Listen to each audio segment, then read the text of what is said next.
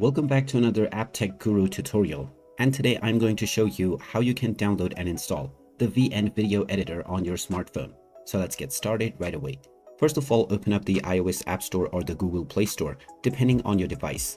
After you open it up, just tap on the search box and now type in VN Video Editor to begin your search.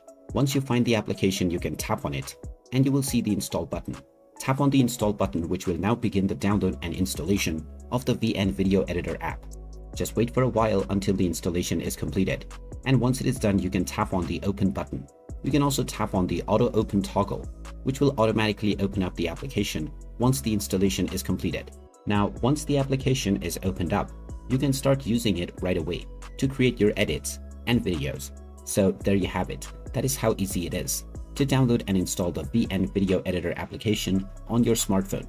If you find this video helpful, don't forget to hit that like button and subscribe to our channel for more useful tips and tutorials. Thanks for watching, and I will see you again in the next one.